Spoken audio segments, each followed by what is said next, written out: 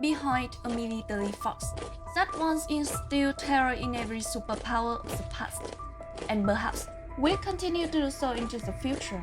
Hitler, the most infamous dictator in history, ultimately did what? And how did Hitler manage to resurrect a nation that had not only been defeated in war, but also sinking into economic turmoil, facing the constant threat of collapse?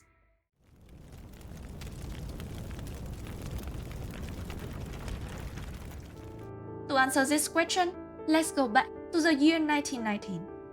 Before you lies a moment captured during the signing of the Treaty of Versailles, where the most powerful man in the world, representing the victorious nation of World War I, sought to impose an uncompromising punishment on the defeated power, namely the Austro-Hungarian Empire and Germany. As for Germany, the empire was subjected to severe disarmament and harsh reparation terms. Specifically, the country was only allowed to retain. The army was limited to 100,000, with conscription also forbidden. The air force was scrapped completely. The navy was cut to 50,000 sailors, no U-boats, and a maximum of 36 ships, including 6 battleships, 6 cruisers, 12 destroyers, and 12 torpedo boats. The destruction upon war-related industrial facilities, such as factory production tanks, heavy artillery, and chemical warfare equipment, had reduced Germany to little more than a symbolic power. Additionally, Germany had to pay 132 billion marks in reparations to the victorious nation. Moreover, Germany also faced significant territorial and economic losses. 13% of its land, nearly 10% of its population, amounting to between 6.5 and 7 million people, 48% of its iron ore reserve, 26% of its coal mines, 38% of its pig iron production, and 33% of its steel output. However, the burden of this treaty did not fall on the ruling class, but would instead place squarely on the shoulders of the working class. If you were to step into this nation, it would not be difficult to find groups of people muttering the words from the German newspaper Die Zeitung on the day treaty was signed. Today, in the Hall of Mirrors of Versailles, the disgraceful treaty is being signed. Do not forget it. The German people will, with unceasing labor, press forward to reconquer the place among the nations to which it is entitled. Then will come revenge for the shame of 1919. In the year 1871 of glory, the German Empire was born, and today the honor of Germany lies buried in the grave. If you are unaware, Germany as a term faced two paths. One was to sign the treaty. The other was that no country named Germany or the Weimar Republic would exist on the world map ever again. Despite a nation grappling with nearly every severe issue a country could face, a subtle economy, widespread hunger, and a war veteran disabled from World War I, wandering aimlessly on every street corner, they were forced to sign. Friedrich Ebert, the president of this republic, was well aware of the dire circumstances. Yet, rather than rising to meet the challenges with the unyielding resolve often regarded as a hallmark of German spirit, he chose a path of moderation. Ebert believes that accepting and complying with the Treaty of Versailles imposed by victorious nations was the only remedy that could guide the country through its crisis. However, this approach made him a target for radical leftist organizations, who saw him as an enemy and a disgrace to Germany. In the wake of this discontent, a wave of uprising erupted, aiming to challenge the government and overthrow the man perceived as a traitor to the German cause. Despite his relentless efforts to suppress uprisings and address the mounting crisis, the economy of the Weimar Republic remained in dire strait. Beyond the internal turmoil, the country was also burdened by the reparation to the victorious powers. Exhaustion and an ever-looming threat of collapse became defining features of this fragile economy.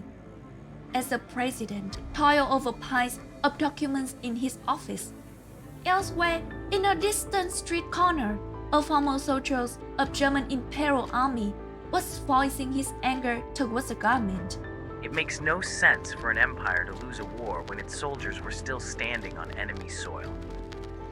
And that soldier's full name was Adolf Hitler, the central figure in today's video. From this perspective, it became clear that he, along with other extremists, share a common trait. They chose to ignore the fact that, at that time, the Allied forces had depleted all their war resources. Nevertheless, the past cannot be changed, only the future offers something to strive for. After leaving the military and enduring numerous hardships, he later joined the German Workers' Party. In 1928, with the support of the former Imperial German Field Marshal Erich Ludendorff, a coup was launched under the name the Beer Hall Putsch. However, the coup ultimately failed. Hitler was arrested and spent 9 months in prison. In reality, he was released after less than a month in custody. Continuing into 1929, taking advantage of the global economic crisis and the severe famine in Germany, Hitler, with his powerful oratory skills, helped the Nazi Party rise to power. He officially became a dictator. In 1932, following a federal election, the Nazi Party emerged as the largest political force in the Reichstag. On January 30, 1933, Hitler was appointed as Chancellor of Germany, causing the collapse of the Weimar Republic.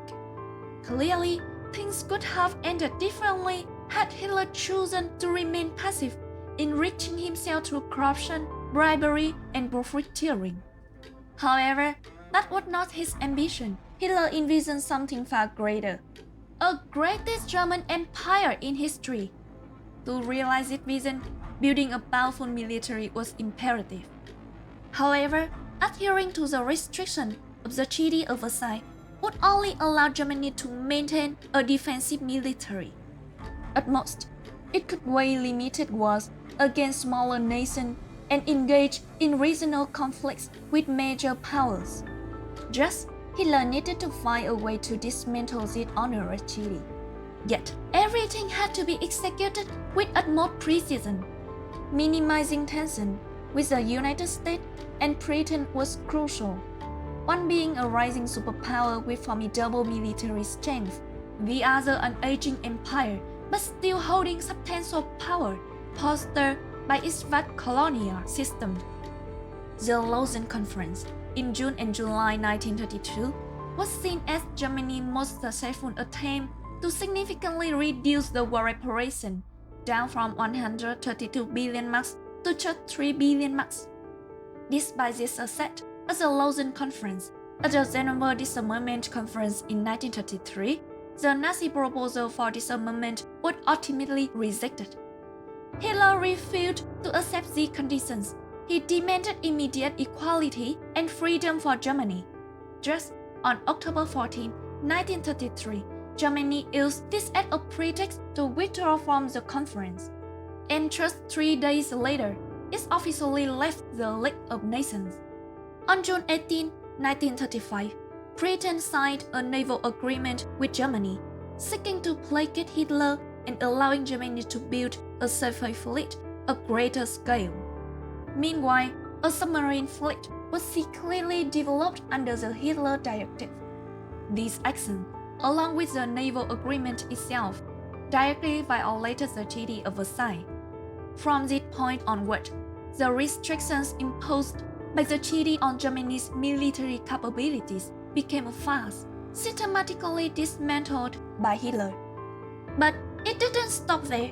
Germany continued secure non-aggression pacts with the Soviet Union and made territorial requests from Western nations. It can be said that while Nazi Germany's adherence to fascism was a grave mistake in terms of foreign diplomacy, they undeniably outperformed the German Empire under Kaiser Wilhelm II. This strategic success allowed German military to dominate the battlefield rather than being crushed in its infancy. So, after dismantling the military restriction, What exactly did Hitler do to build such a terrifying power expeditionary force? Okay, now let's continue explore this together. The first and most critical factor that Hitler aimed to address, one that is often overlooked when discussing a nation's military, was the establishment of a robust rear area. Given Germany's exposed geography, situated in the heart of Europe and surrounded by potential adversaries, it was clear that the country could not rely on any external aid, even something as pre-escape with Code 104. To certain the fighting capability of the military, Hitler prioritized the nation's economies and domestic production. They had to be strong, advanced, and self-sufficient. Fortunately for the German dictatorship, much of the industrial infrastructure and factories from the imperial era remained intact. They had been preserved and were not dismantled by the Weimar Republic in compliance with the post-World War I peace treaties. Although Hitler came from a humble background and had never received any formal education in economics or politics, his personal experiences led him to a striking conclusion. A nation could not rely on those who sat in closed rooms preaching empty theories, people who spoke much, did little, and were deluded by their own sense of power.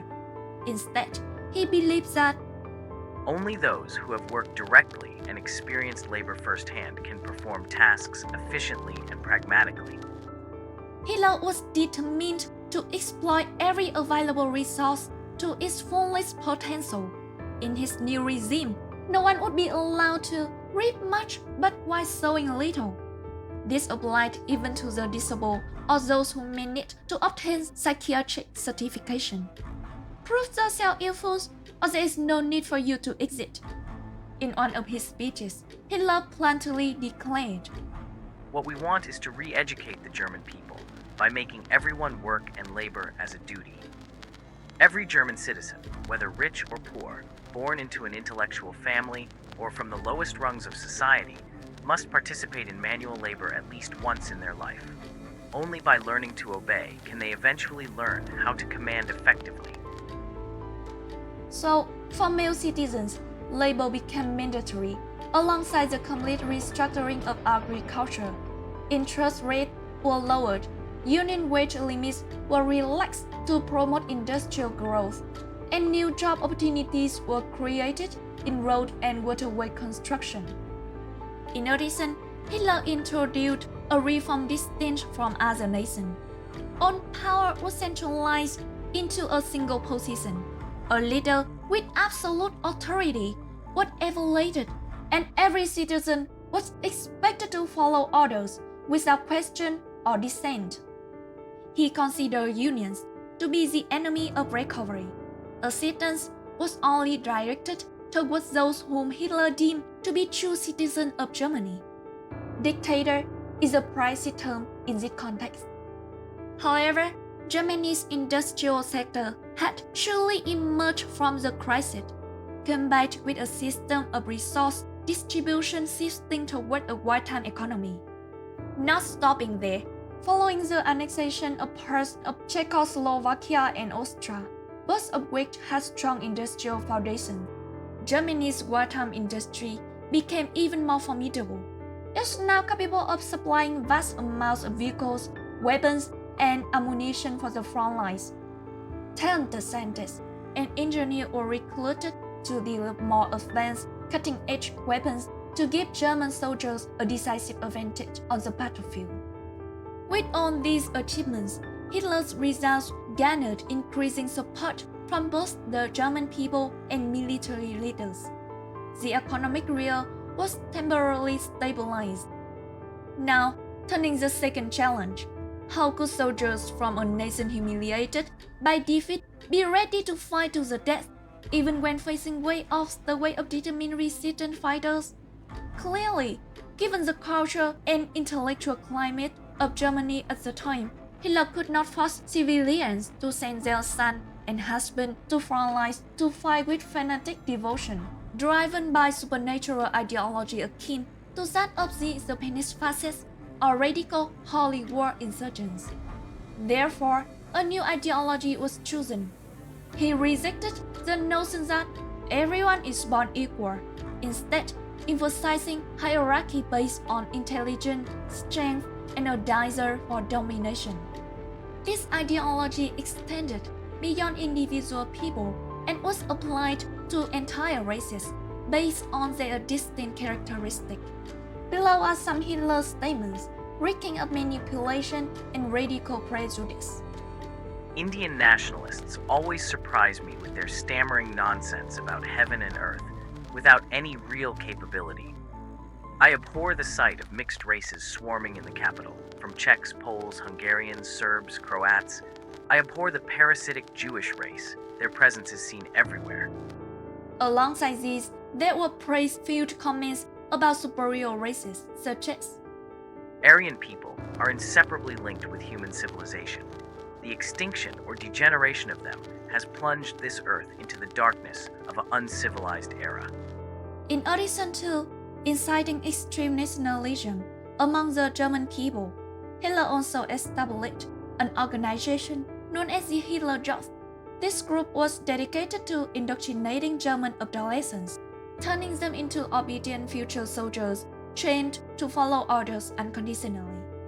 Drawing from his own past experiences, Hitler understood that children are particularly susceptible to loneliness, influence, and manipulation. It doesn't take long for them to become powerful tools for his regime. For this reason, members of the organization were brainwashed with the belief that they were on a mission to conquer territory and secure living space for their nation. A cause the dictator described as the next step in the advancement of human civilization. On this path, Hitler proclaimed, Germany will either be a world power or will be nothing. When facing resistance, he calmly responded, Your children belong to us.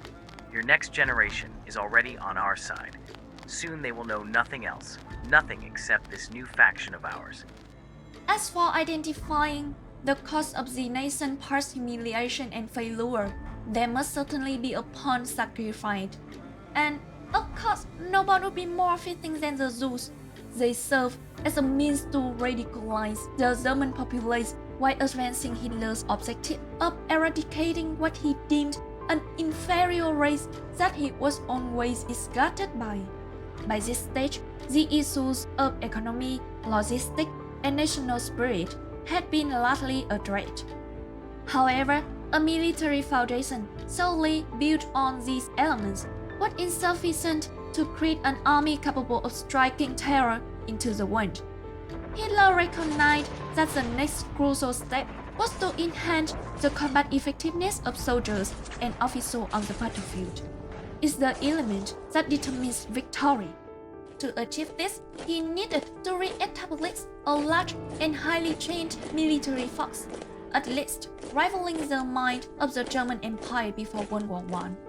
Therefore, shortly after the fall of the Weimar Republic, this plan began to materialize. On March 16, 1935, Hitler announced raised military service law, instituting conscription and forming 36 divisions. For comparison, France had only 30 divisions at the time. The land-based conscription system, implemented since the time of the Prussian Empire, was so reinstated. To visualize, this method effectively acted as a form of emergency mass recruitment, mobilizing the entire population for military service. On May 21, 1935, all German citizens were subjected to compulsory military service under the new law. Men between the ages of 35 and 45 were required to enlist. Additionally, seasoned soldiers with prior combat experience were encouraged to return to active duty to mentor and train inexperienced recruits who had never been on the front lines. Given Germany's geographical constraints and limited resources, its military strategy was not suited to prolonged engagements. As a result, soldiers and officers were trained to adopt an offensive-oriented mindset. although this approach carries significant risk. It allows them the advantage of choosing the battlefield and determining their methods of engagement. Even the low-ranking non-commissioned officers selected had to be individuals deeply instilled with this ideology and exhibit a decisive manner of action. They were trained to rely less on higher command and make quick decisions independently.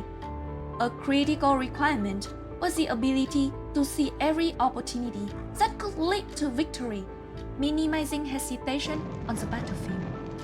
High-ranking commanders, meanwhile, were expected to maintain close ties with their troops, possess an intimate understanding of battlefield conditions, and be prepared to sacrifice if necessary. The stringent recruitment and training processes placed a high priority on soldiers with real battlefield experience. This allowed the Nazi leadership to rapidly identify and promote promising individuals or replace senior officers in critical positions whenever the situation demanded. When World War II erupted, the standard German infantry squad consisted of 10 soldiers. The squad leader was typically equipped with an MP-40 submachine gun, while 6 members carried K-98. The remaining members of the squad operated as a machine gun team, which include 1 machine gunner armed with an MG-34 or MG-42 and 2 assistants who managed ammunition supply and reloading tasks. As the war progressed, the importance of proposed machine guns grew significantly due to their exceptional battlefield efficiency.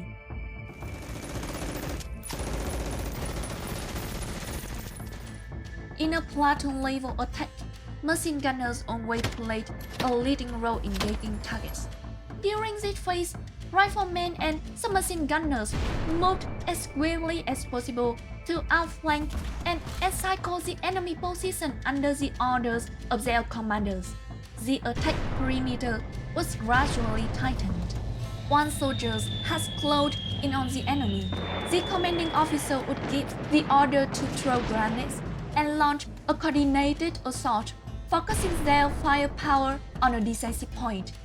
When faced with a numerically superior enemy, the machine gunners became the central feature in the defensive strategy. For those unfamiliar, the MG-34 and MG-42 machine guns were a sort of terror for Allied infantry.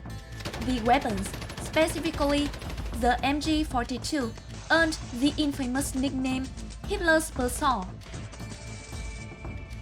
Clearly, the concentration of firepower tactic combined with using machine guns as the centerpiece for both offense and defense achieved a significant result. However, that alone would not have been sufficient without mentioning a broader strategy that became synonymous with Nazi Germany's might and struck terror into the world at the time. It was none other than blitzkrieg. Frederick II once remarked, "Our wars must be short and easy, for we lack the strength to sustain a prolonged conflict. Such a war would erode our admirable discipline, deplete our population, and exhaust our resources." This principle becomes the foundation of Germany's strategy, extending from the present era to Nazi Germany's planning for a war to redistribute the world's power balance.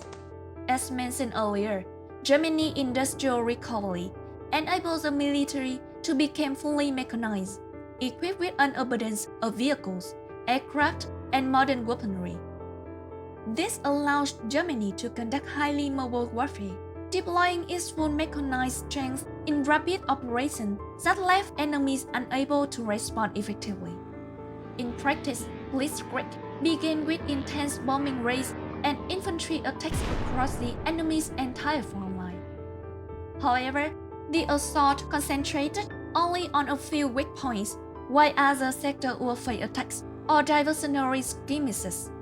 Once these focal points saw signs of collapse, armored infantry divisions positioned along a narrow front would quickly exploit breaches, penetrating deep into enemy lines while paving the way for artillery and infantry reinforcements. In particular, after exhausting the concentrated point, a portion of the force must immediately establish new defensive lines. The aim is to firmly hold both flanks, preventing the enemy from reconnecting their defensive line. At this stage, the enemy, overwhelmed by the swift developments and widespread breaches, would find it impossible to determine where to prioritize reinforcements. Subsequently, armored and infantry units would isolate and wear down remaining enemy pockets. Finally, when these groups began to crumble, the German forces would launch an all-out offensive with air support striking deep within enemy lines to secure total victory. During the early stage of war, blitzkrieg proved highly effective, enabling Germany to swiftly conquer nations like Poland, Denmark, Norway, Belgium, the Netherlands, Luxembourg, Greece, and France. By June 1941, Operation Barbarossa, the invasion of the Soviet Union, was launched. Initially, the Red Army suffered devastating defeats, with casualties reaching several million. Victory seemed within Nazi Germany's grasp as its force approached the gates of Moscow. However, this was at this critical moment as a dictator. Exactly the fascist tyrant Hitler overlooked crucial reality. The Soviet Union was a vast country with immense industrial complexes and virtually limitless resources, capable of supplying its factories with whatever raw materials they needed.